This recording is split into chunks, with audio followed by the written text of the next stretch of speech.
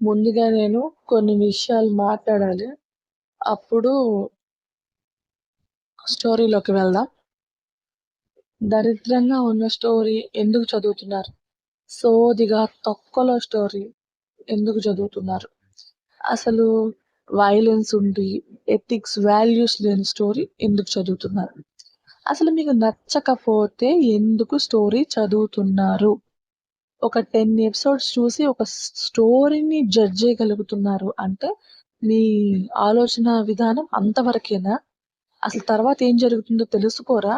లేకపోతే మీకు ఈ స్టోరీ గురించి ఏ ఐ మీన్ అసలు ఫస్ట్ నుంచి స్టోరీ నచ్చలేదా? మీకు ఫస్ట్ నుంచి వయలెన్స్ పెడితే నచ్చదా? అసలు ఏం జరిగిందో అనేది తెలుసుకోవాలనే ఇంట్రెస్ట్ ఉండాలనే కదా స్టోరీ డిఫరెంట్‌గా రాస్తాము.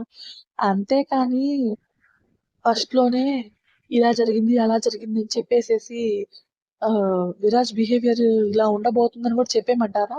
అసలు స్టోరీ ఎలా ఉండబోతుందో కూడా మొత్తం ఫస్ట్‌లోనే ఒక ఎపిసోడ్‌లోనే చెప్పేస్తే అయిపోయింది స్టోరీ. ఇంకా నేను ఓ 100 ఎపిసోడ్‌లు రాయటం కూడా దండగే నన్నడిగితే. ఓకే. ముందుగా నేను కొన్ని విషయాలు మాట్లాడాలి. మొన్నటిదాకా అప్డేట్ ఇవ్వలేదు, గోల చేశారు. సరే నేను ఎలాగోలా నా టైంని అడ్జస్ట్ చేసుకొని అప్డేట్ ఇస్తున్నాను.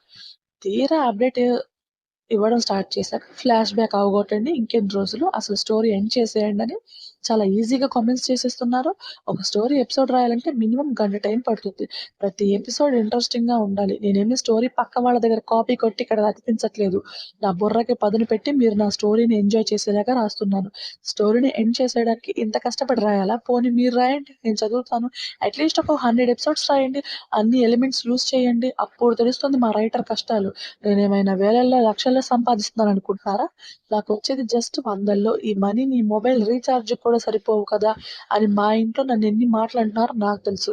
మా హస్బెండ్‌కి స్టోరీస్ రాయడమే ఇష్టం లేదు. అయినా నేను రిక్వెస్ట్ చేసి టైం అడ్జస్ట్ చేసుకొని ఇద్దరు చిన్న పిల్లల్ని చూసుకుంటూ స్టోరీస్ అప్డేట్ చేస్తున్నాను. నా ప్రాబ్లమ్స్ ఏమీ తెలియకుండా ఫ్లాష్ బ్యాక్ కంప్లీట్ చేయండి, స్టోరీ ఎండ్ చేసేయండి అని మీకు నచ్చినట్టు మాట్లాడుతున్నారు.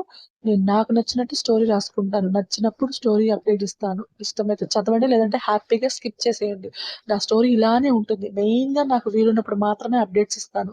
10 మంత్స్ బేబీ ఉన్న ఇంట్లో సిట్యుయేషన్ ఎలా ఉందో తెలిసిన వాళ్ళు అయితే ఇంకొకసారి ఇలాంటి పిచ్చి కామెంట్స్ ఇష్టమైన రాక్షసుడు పార్ట్ 62. రాధిక చూపుకి యాటిట్యూడ్‌గా చూస్తుంది యషిత. ఆమె చూపులకు కానీ నీ టైం నడుస్తుంది అని అనుకుంటుంది రాధిక. మేడం నాకొక బీభత్సమైన డౌటొచ్చింది. అడిగేయమంటారా? వద్దన్నా వదులుతావా? అడుగు. 1 మంత్ అన్నయ్య భార్యగా ఉండడానికి ఒప్పుకున్నారు. కానీ రానా సార్ సెక్యూరిటీని ఎలా మేనేజ్ చేస్తారు? ఇదొకటుంది కదా! చూద్దాం.